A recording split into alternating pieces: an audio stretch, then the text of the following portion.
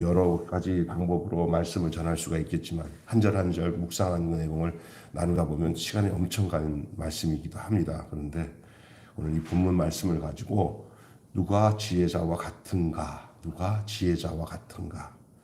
여러분 이 세상 살면서 참 지혜롭게 살고 싶어요. 사람과 부딪히지 않고 내 마음도 다스리고 실수도 안 하고 참 멋지게 인격이 참 고상해져서 참 나도 편하고 그도 편하고 다 편하고 이렇게 살고 싶어. 그죠? 근데 마음대로 안 된다는 걸 알려드릴게요. 그 마음대로 안 돼요. 네. 그건 안 되는데 오늘 그런데 이 전도서의 말씀을 잘 보시면 그나마 그래도 나보다 먼저 하나님 안에 살면서 세상에 헛된 것들 다 경험한 솔로몬이 말한 내용을 보면서 이게 우리가 이렇게 하나씩 옳거니 맞다 하고 넘어갈 수 있는 내용들이 많아요. 근데 그거를 더 늙어서 내가 그냥 깨닫기 전에 성경을 읽다가 그걸 알면은 시간을 얻는 거예요. 세월이 삶이 달라질 수밖에 없어요. 그래서 모르면 깨닫다가 아이고 나중에 그때 알았으면 좋았는데 근데 그때 알았으면 좋다는 얘기를 하기 전에 하나님 말씀을 먼저 접하면요. 그만큼 세월을 살기도 하고 사람의 삶의 그 시각이 가치관이나 인생관이 달라져요. 그래서 내가 내 눈으로 나를 보면은 해답이 없는데 내 안에 성령님이 오셔가지고 안경을 써가지고 요게 하나님의 눈이다. 내 입장에서 한번 너 인생을 한번 봐라 하고 나에게 이렇게 나를 비춰주잖아요. 그러면 새롭게 내가 나만 생각했구나. 하나님이 나를 보는 게 이렇게 보니 내가 이게 참 어리석은 생각을 많이 하고 살았구나. 뭐 이런 것들을 깨닫게 되는 거예요. 엄청. 그래서 이 하나님 말씀은 우리를 죄에서 죽음에서 구원하는 말씀이기도 하지만 하나님의 말씀은 우리가 이제 하나님의 자녀가 되어서 이 땅에 살아가는 동안에 가장 하나님이 원하시는 삶을 살도록 알려주시는 말씀이 하나님의 말씀인 줄로 믿습니다. 그래서 여러분이 신구약 성경을 고루고루 그리고 모세오경인 율법서도 중요하고 이렇게 시편이랑 또 이렇게 전도서, 아가서, 뭐 잠언 이런 시가서 말씀도 여러분 굉장히 중요하고 또 예언서, 선지자서도 다 중요해요. 또 성경에 사복음서가 있고 또 바울이 쓴 바울 서신들 이게 다 중요해요. 다 그 모양이에요. 근데 이 전도서의 말씀들은 인생을 논하는 말이거든요. 인생을. 그래서 이 전도서를 통해 가지고 우리 자신이 어떤지를 비춰보는 건 너무나 중요한 줄로 믿습니다. 한 절 한 절의 내용도 얘기하면 할 말이 많다고 그랬잖아요. 진짜 그래요. 그래서 그것 좀 나중에 이제 이런 거는 나중에 전할 수밖에 없을 것 같고, 누가 진짜 지혜자인가? 진정으로 아는 자인가 모르는 자인가? 또 모르는 것을 아는 자인가? 저는 제일 마지막에 말하는 거 모르는 것을 아는 것이 굉장히 중요해요. 이 세상에서 겁 없이 사는 사람이 내가 다 안다고 생각하는 사람이 가장 어리석은 사람이에요. 또 나는 아무것도 몰라 하는 사람도 어리석은 사람이에요.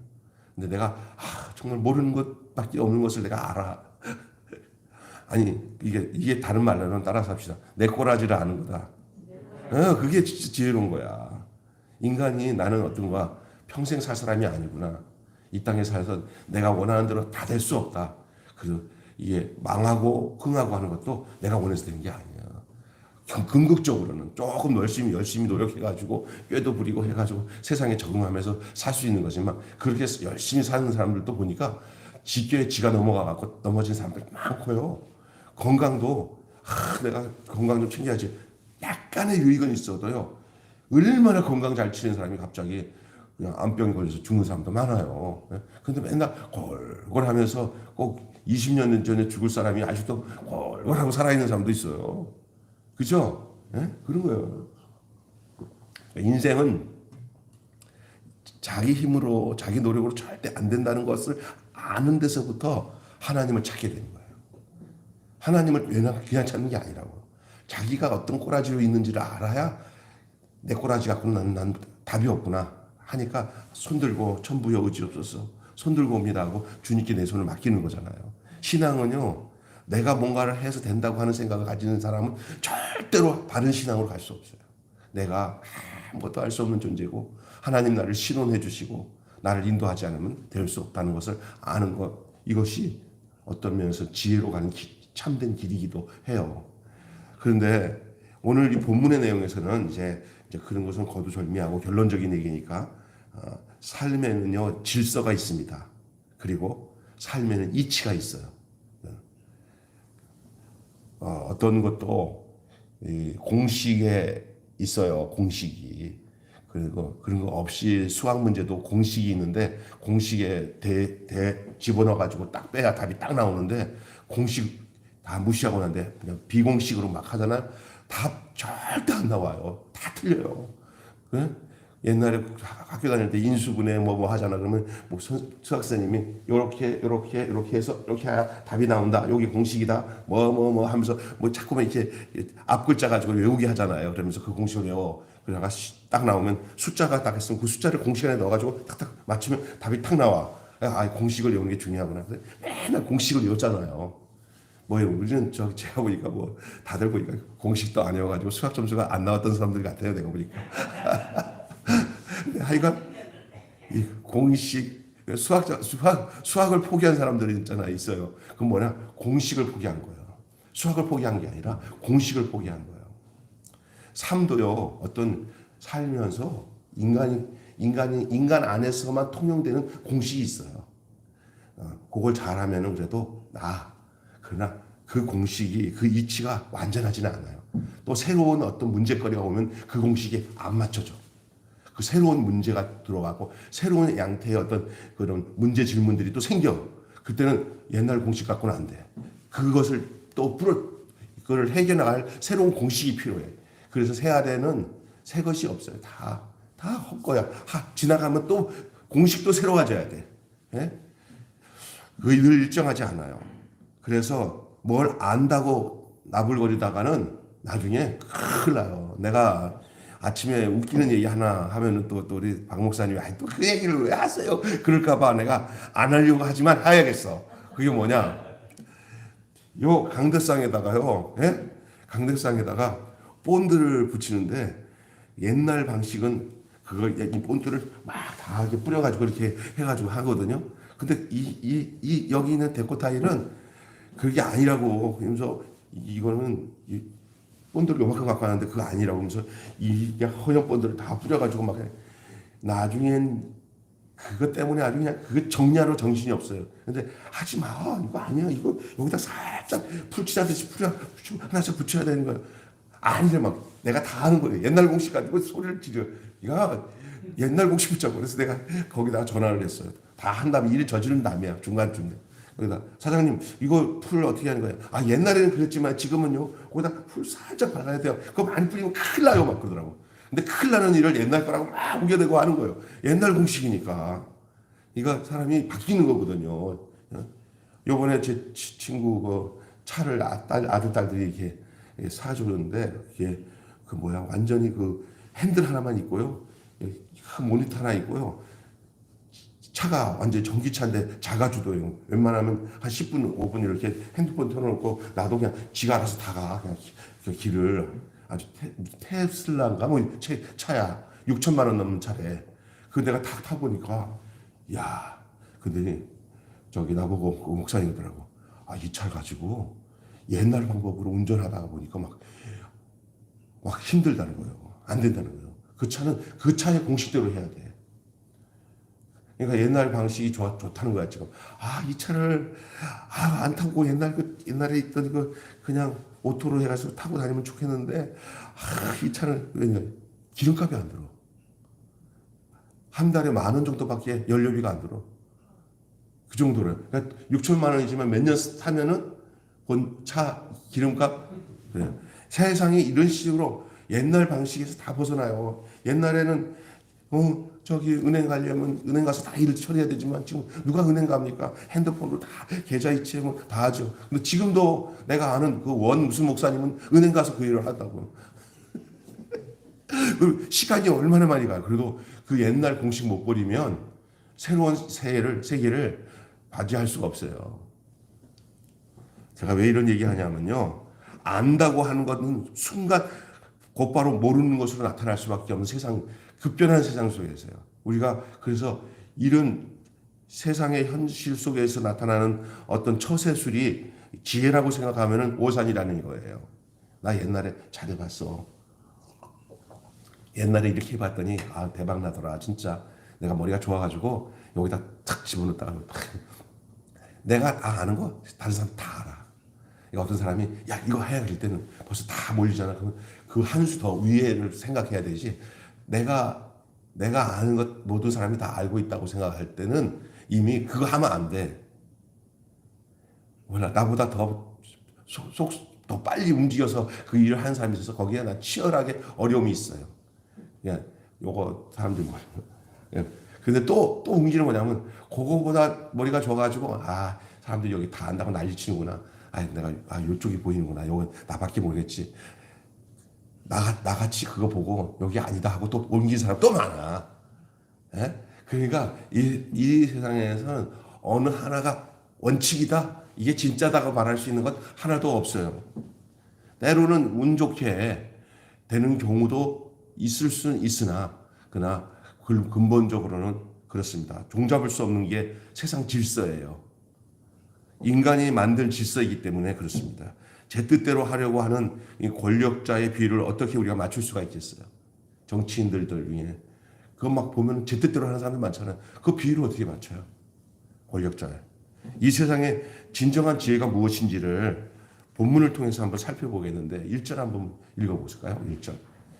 자, 오늘 1절 말씀 보면은 1절 읽으면서 읽고 난 뒤에 웃음을 머금는 사람이 나타날 것 같아요. 내가 보면 1절. 자, 시작. 누가 지혜자와 같으며 누가 사물의 이치를 아는 자냐? 사람의 지혜는 그 얼굴에 광채가 나게 하나니 그의 얼굴에 사나운 것이 변하느니라. 여러분, 사람의 지혜는 그 얼굴에 광채가 나게 한다 그랬어요. 사람이 이 땅에 살면서 앞이 캄캄하면 불안해서 얼굴이 환하지 않아요. 그런데 뭔가 그 이치를 알고 그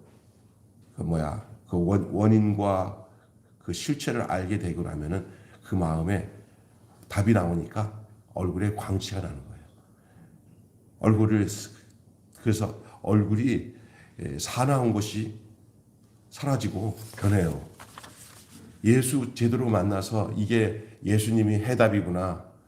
예수님이 정답이구나. 나는 아무것도 아니고 주님이 이끄지 않으면 안 되는구나 하는 그 결정적인 답이 내 안에 와서 구원의 확신이 있고 신앙의 어떤 뚜렷한 하나님이 주시는 그 인침이 딱 있으면 그때부터는 내가 쓸데없는 것 같고 다 해봤어. 아니요. 하고는 그러면 내는 해답이 되니까 이제 이렇게 살아야 되겠구나 라는 해답이 나오니까 그때서야 막 초조하거나 불안하거나 근심하거나 성내는 일이 없어지고 마음에 평화가 찾아와요. 얼굴이 변해요. 우리 가까이 사는 어떤 김 집사님이 요즘에 그렇게 변한 사람이 한 사람이 있어요. 두 번째는 그래서 이 지혜를 아는 데에는 한계가 있지만은 그렇다고 지혜를 얻을 수 없는 것은 아니에요. 사람의 지혜라고 하는 거예요. 사물의 이치를 아는 거. 이 사물의 이치를 안다는 것은 뭐냐면 경제 동향들 이런 것들에 대해서 해밖에 아는 사람들이 있어요. 그 주식이나 증권 이런 걸 정확히 아는 그 텔레비 자주 나오는 사람 있잖아. 이름이 뭐더라? 존인가 뭐 누구 존박인가 누군가 있어요. 그 사람 얘기 들었는데 기독교인인데 그 사람은 진짜 허례허식으로 안 살아요. 그리고 그 주식 투자를 하는데 내가 보니까 다른 사람들 같이 목적이 내가 많이 부자 되어서 돈이 목적이 돼서 돈을 버는 게 아니고 돈 이후에 어떤 것들을 가지고 있어요. 여러분 우리가 열심히 세상 살아가잖아요. 너 이렇게 열심히 살아. 출세해야죠. 출세해서 좋은 집 사야죠. 그 다음에는 그러면 이제 노후에 여행 다니면서 살죠. 그 다음에 왜 물어봐요? 그 다음에 죽는 거지요. 죽은 다음에는 그러니까 죽은 다음에는 몰라요. 그 모르는 거 갖고 사는 거야. 최종 목적이 최종 목적이야. 그래서 어떤 분은 그러잖아요. 돈은 버는 게 목적이 아니에요. 어떻게 잘 쓸까의 목적이에요. 근데 다른 사람 대부분 돈으로 목적으로 삼고 살아요. 그게 세상 지혜예요, 그게. 그런데 벌고 나니까 이제 그거 벌고 나서 돈 생기고 난 뒤에 해야 할 일을 준비를 안 해놓으니까 그때서 이제 뭐 할까 하다가 이제는 막 잡신이 들어와죠. 그때 뭐 할까 할 때 벌써 가정에 싸움이 일어나는 거예요. 뭐 할까 그럴 때 뭐냐면 세상 말로 애군이 껴요. 왜? 돈이 있으니까 이 정신적으로 이 준비가 안 된 사람들은 그 돈이 있으니까 돈으로 유혹하는 게 많은데 남자 같은 거는 기생 같은 게 갖고 오빠 하고 오면은 돈이면 다 되네 하고 문제가 생기고요. 여자는요 돈이니까 그동안 못 해본 거 아이 쇼핑 다 하던 거를 이제 돈 쇼핑으로 다 다니면서 다 여기에 그게 왜냐 준비 안 되기 때문에 버는 게 준비가 아니라 혹시나 하나님의 은혜로 돈이 주어졌을 때 이 돈을 어떻게 쓸 것을 생각할 수 있는 지혜가 필요합니다. 그 사람은 어떻게 쓸 것에 대한 답이 없을 때 벌려지는 것을 두려워해요. 어떻게 쓸 것에 대한 답이 없는데 막 벌려져? 그러면 그게 두려움이에요. 왜? 경험해봤잖아. 그 돈을 어떻게 쓸 줄을 모르는 데서 돈을 벌리면 그 거의 다 조미 먹고 거기에 문제가 생겨요. 대부분. 옛날에 저 강남에요. 예?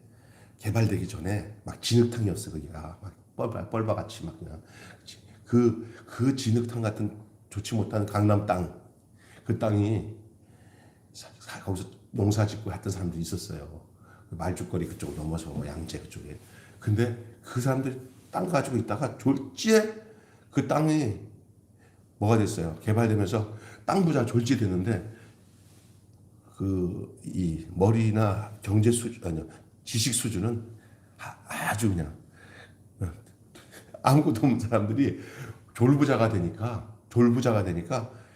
이 들어오는 경제와 이 지식과 언밸런스가 되니까 거기서 별짓이 다 나오는 거예요. 그게 자기 조절이 안 되는 거야. 돈이 너무 많아도 이게 참 중요한 거예요. 그나마 그 시대 거기서 살았을 때 졸부자가 됐는데도 불구하고 가정이나 삶이 이렇게 바람나고 막 다 그러지 않고 그 가운데서도 그 졸부자 중에서도 건전하게 그 가정이 든든하게 세워진 가정들이 어떤 가정들이냐면은 그 시골 교회의 장로님들, 권사님들, 하나님을 아는 사람들은 졸부자가 됐어도 문제가 생기지 않았다는 거예요. 그런데 맨날 하투 치면서 막 하고 돌아다니는 그 한량들 같은 사람들이 땅 좀 있어가지고 부자 된 사람들은 전부 제대로 된 가정을 이루지 못하고 다 빠개지고 여자는 여자대로 남자는 다 날라갔다는 그런 보고가 있어요. 제가 왜 이런 얘기를 하지 않아요? 사람이 가장 원숙한 게 뭐냐? 죽음 이후를 기억하고 어떤 하나님이 우리에게 주어진 모든 몫에 대한 그것을 어떻게 아름답게 그것을 사용할 수 있는 것이가 그 지혜예요. 그래서 이 이치를 아는 것이 지혜인데 얼굴을 그것이 빛나게 하고 완고한 얼굴마저도 바꿔놓는다는 거예요. 지혜는 얼굴을 바꿔놓는다. 완고한 얼굴을 바꿔놔요. 고집 많고 욕심 많은 사람들은 얼굴이 안 바뀌지만 욕심을 다 내려놓은 사람들에게는 저절로 얼굴이 바뀔 수밖에 없어요. 안 바뀌면 그 거짓말이에요. 왜냐하면 사람이 왜 싸운 자료 갑자기 어떻게 하다가 이렇게 돈 냄새 맡으면 얼굴이 싹 바뀌어갖고 무시무시한 사람도 있어요. 평상시에 했다가 이익의 관계에 자기가 딱 개입되면은 그때부터 얼굴이 싹 바뀌는 사람도 있잖아요. 그게 무서운 거예요. 그게 아직 덜 된 거예요. 사람은 다 그래요. 그래서 중요한 것은 하나님의 안목을 갖고, 안목이라는 것은 하나님 눈이에요. 하나님의 안목을 갖고 마음을 품으니 질서를 아는 자의 그 평온함. 내 눈으로 나를 바라보면은 답이 안 나와. 하나님의 눈이 내 안에 임해서 내가 나를 객관적으로 보는 거예요. 그러니까 나를 남 보듯이 볼 수 있어야 돼요. 가끔가다 저는 이래요. 야, 병수야, 너는 병수를 어떻게 생각하냐? 나한테 내가 나를 또 다른 나로 갖다 놓고 그가 나에게 말하듯이 내게 질문하고 내가 답하는 일들을 좀 해보니까 그것도 효과 있어요. 근데 더 중요한 것은 성령님, 하나님 입장에서 하나님 나 어때요? 라고 물어보는 일들을 피하지 말고 직면하시라는 거예요. 야, 내 입장에서 내가 아는 성경 안에서 느끼고 그 성품과 그의 인자하심과 그의 무소부재하시고 전지전능하신 그 하나님, 모르는 것이 없는 하나님 두고 내가 하나님께 물어보면 하나님이 내 안에서 아는 것만큼 말씀하시잖아요. 해주잖아요. 그때 나를 하나님이 어떻게 보시는가, 이런 것이 여러분이 깊은 묵상으로 들어가는 굉장히 중요한 거예요. 그냥 무조건 하나님 없어요. 소리 지르면서 주야, 이거 필요하냐? 주세요. 이거 주세요. 네, 우리는 매일마다 바라는 게 뭐냐면 내 소원대로 달라고 하는 것밖에 없는 사람들이에요. 그런데 하나님의 안목을 가지고 나를 객관화하는 거예요. 나를 객관화라는 것은 여러분 알겠지만 나를 남 보듯이, 남에게 대화하듯이 나와 하나님과의 대화를 내 안에서 한번 해보세요. 그렇게 하나님의 안목을 갖는 거예요. 하나님의 안목으로 내 마음을 품으니까 질서를 아는 자의 평온함이 찾아와요. 결국은 그런 거예요. 아까 내가 그 다음은 죽는 거죠. 그 다음은 답을 못하잖아요. 예수 그리스도 안에서는 영원한 영생이지만 하나님께서 보내신 그 예수 그리스도 아닌 자기 욕심대로 산 사람들은 영원한 불못이 기다릴 수밖에 없다고 성경은 가르쳐주고 있습니다. 자, 빛나게 하는 안색, 그것을 주는 지혜에 대해서 얘기했어요. 여러분, 그 원인과 그것을 근본적인 것을 알게 되면은 욕심이 사라지고 마음에 평안이 찾아오는 거예요. 그 다음에 권력을 상대하는 지혜가 필요하다는 오늘 본문을 얘기하고 있어요. 2절부터 5절까지 한번 읽어볼까요? 자, 시작. 2절부터 5절. 내가 고난하노라. 왕의 명령을 지키라. 이미 하나님을 가리켜 맹세하였습니다. 왕 앞에서 물러나기를 급하게 하지 말며 악한 것을 일삼지 말라. 왕은 자기가 하고자 하는 것을 다 행함이니라. 왕의 말은 권능이 있나니 누가 그에게 이르기를 왕께서 무엇을 하시나이까 할 수 있으랴. 명령을 지키는 자는 불행을 알지 못하리라. 지혜자의 마음은 때와 판단을 분별하나니, 이렇게 얘기하고 있어요. 이거 참 잘 알아야 되는 것이, 권력, 이제 이런 얘기 하다가 이제 투쟁하는 사람들, 이렇게 반정부 투쟁하는 사람들한테는 기독교인 이래서 싫어 막 이런 사람들이 있지만, 그거 그렇게 얘기하면 지네들이 투쟁하는 건 뭐냐? 지네들이 권력 잡기 위해서 투쟁하는 거예요. 이 세상의 모든 것은 결국 서로가 투쟁하고 그 투쟁에서 이겨서 자기네 것이 그 사람이 갖고 있는 것을 내가 취득해서 내가 권력을 가지려고 하는 그 싸움이, 이게 이 인간의 모든 역사의 흐름이에요. 그렇게 거시적으로 멀리 바라보고 있는 가운데서 나를 바라보면 내가 왜 저렇게 깃발 두고 다가가고 막 물러가라 하는 이유가 뭐냐? 반대편의 사람들에게 입장에서 또 이게 바뀌면 그쪽에서도 그럴 거예요. 계속 우리는 이 땅은요, 이렇게 한쪽에 일어나갖고 태극기 날리면서 야 난리치면 이쪽에서 촛불아 꺼지지 마라. 이게 그 가운데서 우리는 뭐냐? 태극기 편에 설 것인가? 촛불 편에 설 것인가? 이게 진짜 어디서 그러는 거예요. 촛불로 인해서 대통령이 왕이라고 한다면 왕이 나왔어요?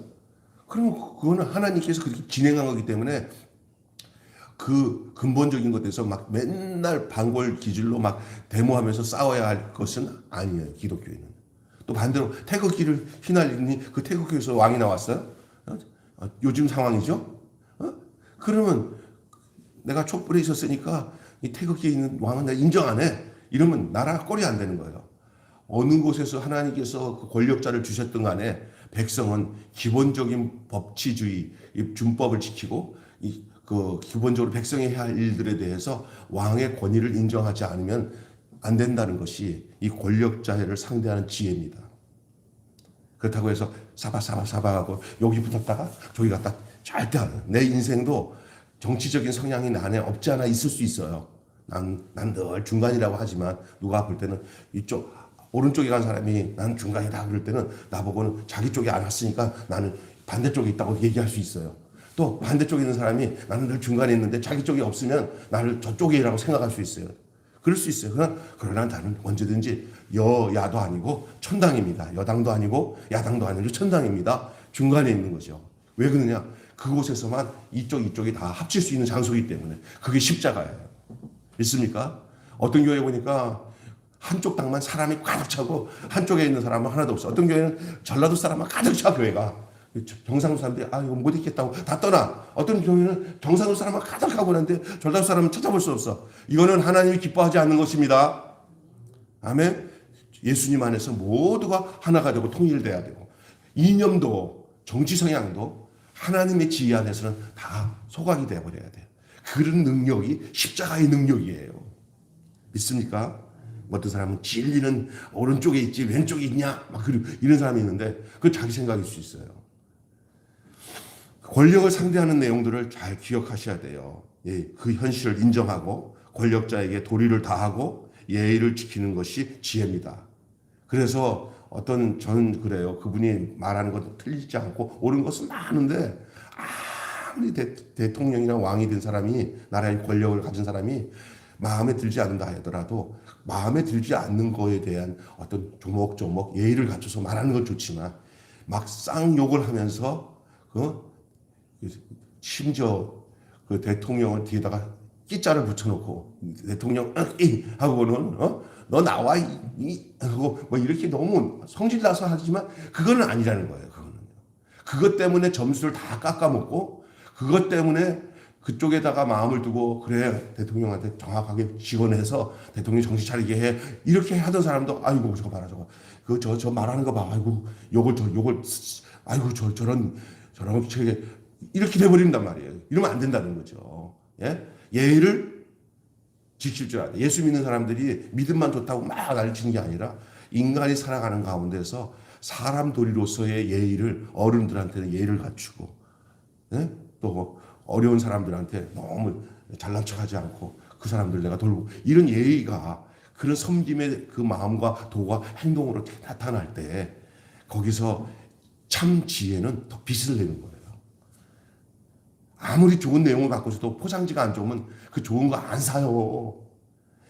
이 좋은 것은 좋은 만큼 포장도 좋은 거를 해야 그 좋은 거를 살 수 있는 게 더 가능성이 있게 되는 것처럼 내 안에 좋은 예수님 오셨는데 내가 누더기 같은 포장지로 그 좋은 예수님을 이렇게 해봐요. 그래서 가까이 왔다가 나한테 예수님 있는데 그랬더니 니콜아지 보니까 나는 이렇게 돼버리는 거야. 그러니까 내 삶이 예수님 닮은 포장지가 되어서 너 보니까 예수님 있는 것 같아. 그런데 여러분 보니까 예수님 있어. 이게 진짜지. 일부러 뭐 그냥 가식으로 포장지를 만들면 그건 다 알아. 아이고 저 얼룩덜룩하네 얼룩덜룩해. 하지만 알잖아. 착한 행실과 섬김의 마음들, 예수님의 마음들 이렇게 살아가게 되면은 그 속에 뭐가 들었는지 보고 싶어 하거든. 그럼 이 안에 세상보다 가장 귀한 보배가 있어. 예수님이야. 그렇게 얘기하면은 속이 그러니까 겉에도 그렇게 돼버렸구나. 속이 그러니까 겉에도 그렇게 돼버렸구나라는 말이 나와야 되는 거예요. 그래서 권력을 상대하는 일들 이거 잘 알아야 되는 게 왕이 듣지 못할 말을 하거나 들을 수 없는 말을 하는 것은 그 왕 자체에게 하나님이 화를 자초하게 하시고 왕을 심판하는 거예요. 그래서 여러분 최고의 권력자들이나 또 교회는 교회 목사님들이잖아요. 이런 분들에 대해서 함부로 폄하하거나 판단하면서 공격하면은 안 되는 게 뭐냐? 하나님 기름 부어 세우신 권력자나 또 교회 안에 주의 종이나 이런 분들 있잖아요. 장로님이나 그 목사님들 교회 이런 분들을 함부로 하면은 안 되는 이유가 뭐냐면 하나님이 주의 종이나 하나님이 세우신 권력자들은 하나님이 그들이 행한 대로 심판하시는 줄로 믿습니다. 우리 어렸을 때 저기 부흥회 갔을 때 제가 들었던 내용인데 부흥 강사님이 우리 어머니도 늘 하는 얘기였어요. 절대 목사님 뒤에서 흉보지 말고 장로님 뒤에서 흉보지 말고 절대 밥상머리에서 교회 안 좋은 얘기 하지 마라. 그러면 자식들 다 버린다. 그거는 늘 내가 부족하기 때문에 내가 그 부족한 부분을 채우기 위해서 내가 존재하는 거다 하고 그거를 그 심판에 혹시나 그 권력자들이 잘못하고 있거나 주의 종이 잘못하고 있을 때는 그 심판을 하나님께 맡겨라. 내가 입으로 육두문자 쓰면서 하면은 그는 큰일 난다. 조상대대로 신앙생활 제대로 못한다. 그냥 하나님께 맡기면 살아계신 하나님이 그 부분에 대해서는 더 확실하게 하나님이 심판하시는 줄로 믿습니다. 또 권력자들은 너희들 봐. 너희들 권력자들한테 성경에 로마서도 그렇고 권력자들한테 덤비지 말라고 성경에 그렇게 얘기했잖아. 그걸 이용하면 안 돼. 또 권력자들은. 그럼 또 심판이 더 빨리 와.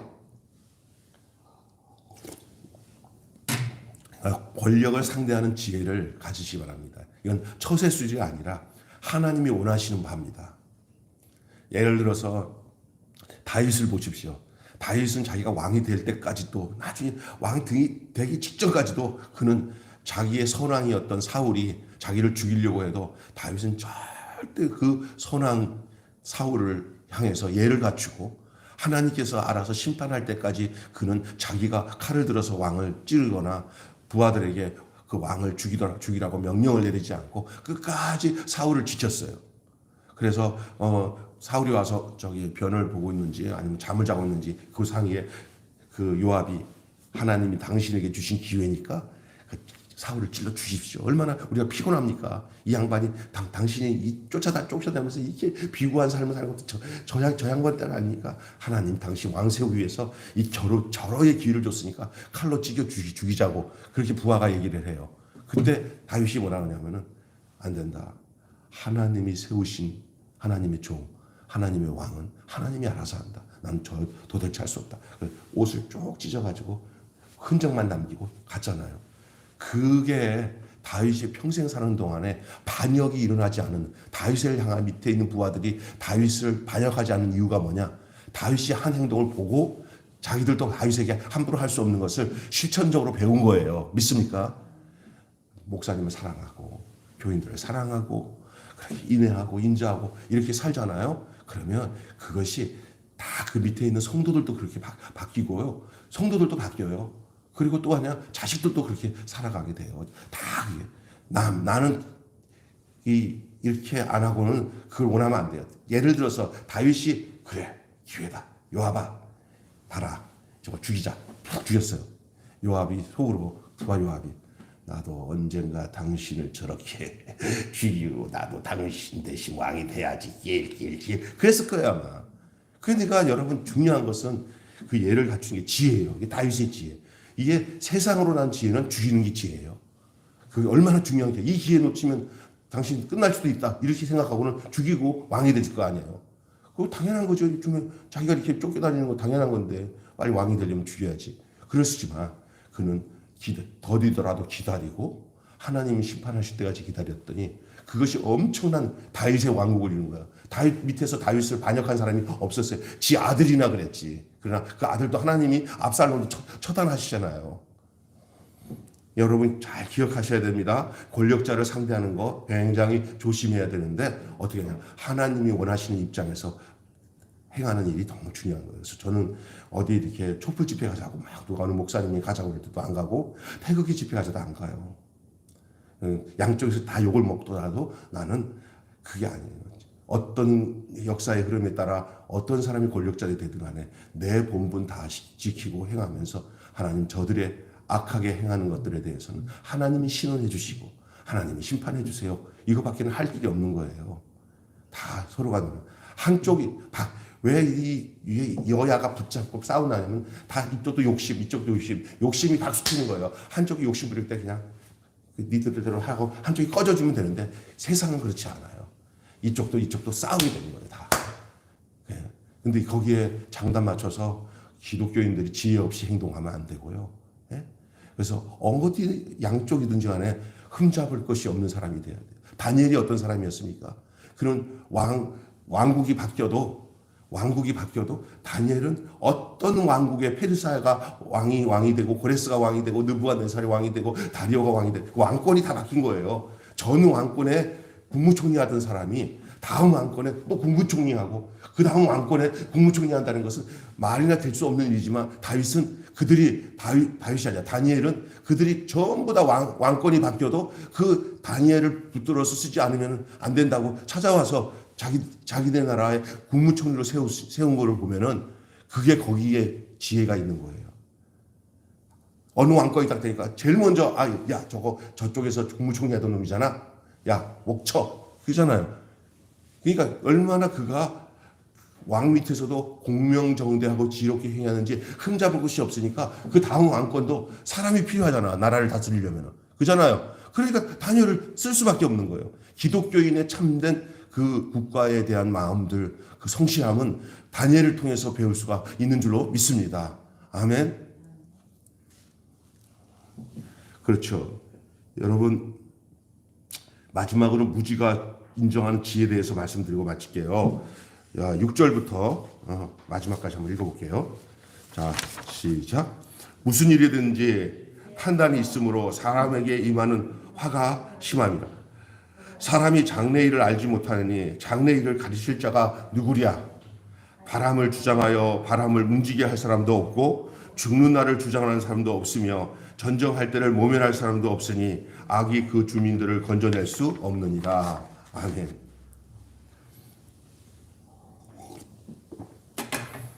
좀 빨리 마치겠습니다. 여기 권력자가 세상을 주관하니 그도 인간이고 그에게도 심판의 때가 올 것입니다. 권력자의 불의에 만약 침묵하거나 방조하는 것은 세상 질서가 영원하리라고 여기는 어리석음이에요. 그래서 그냥 막 권력자의 마음대로 한다고 해서 아무 말도 안 하고 그냥 거기에 같이 방조하고 거기에 부추기고 하면 안 돼요. 그 간신이에요.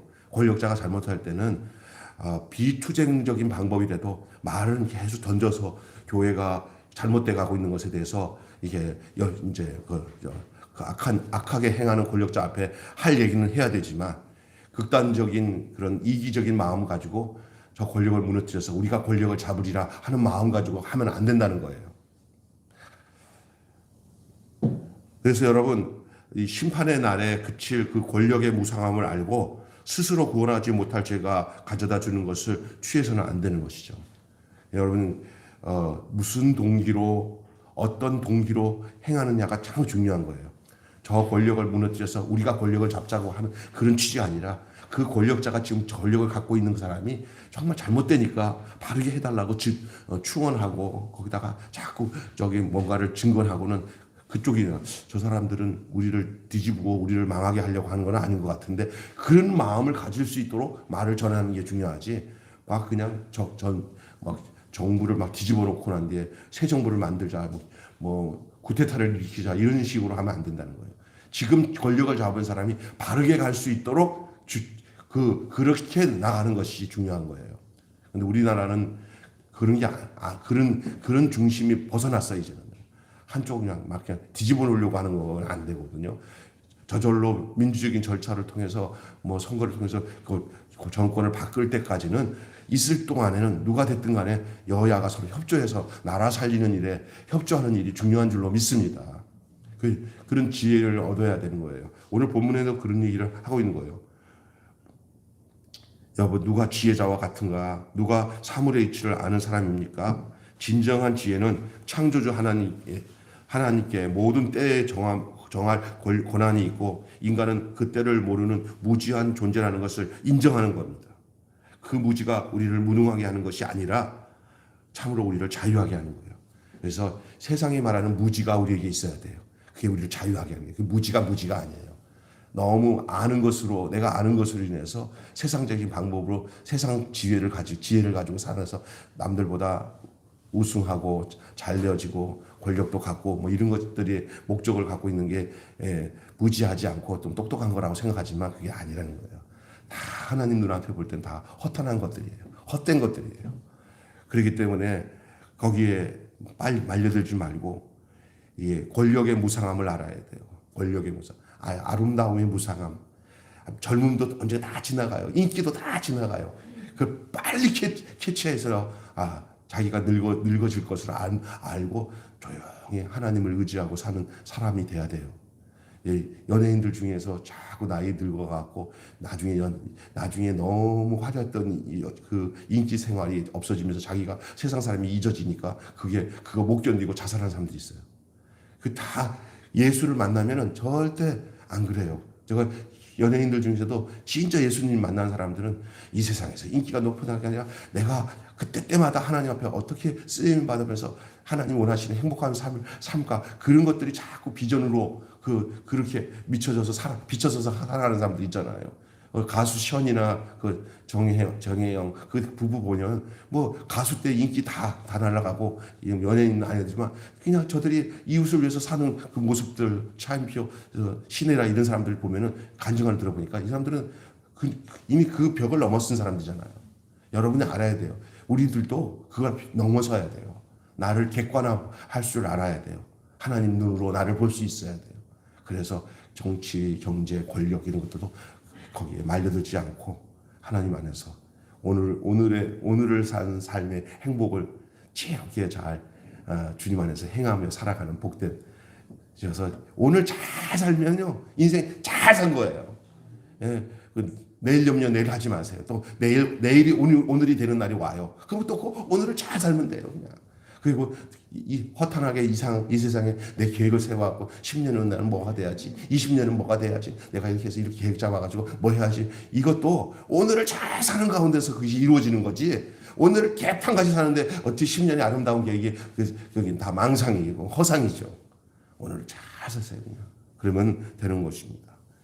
이 사물의 이치를 아는 지혜가 참 귀하지만 진정한 지혜는 그 이치를 모르는 것을 인정하는 거예요.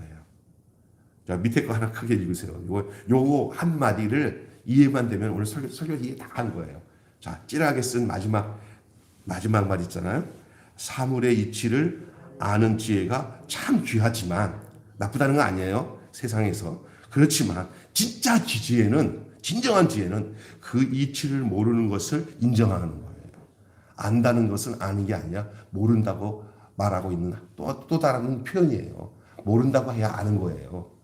그런데 그 이치를 모르는 것을 아는 것이 지혜예요. 이때 어떤 마음이 우리에게 온지 알아요? 주님, 인생은 내 뜻대로 하나도 안 되는 건데 내가 주님께 돌아왔어요. 주님 나를 이끌어 주세요. 라는 그런 겸비한 마음이 나오는 거예요. 진짜로 나와야 돼 그게. 그래야 자유로워져. 편안해져. 돈에 이끌려가지 않고 사람에 이끌려가지 않고 하나님 품 안에서 아들아 이제 왔냐? 딸아 이제 왔냐? 나 너 기다리라고 너무 고생했다. 하나님이 그렇게 얘기해. 안 갈게. 이제 너무 여기가 편해요. 계속 나갔다가 아주 조금만 쓰고요. 아니 그냥 무슨 말 하지? 세상에 피박 썼어요. 이제 나 안 갈래요. 이제 당신 품 안에 살래요. 그렇게 되는 거예요. 기도하겠습니다. 하나님 아버지 은혜를 감사합니다. 이 전도서의 이 말씀을 통해 우리에게 참된 지혜를 가르쳐 주신 것 감사합니다.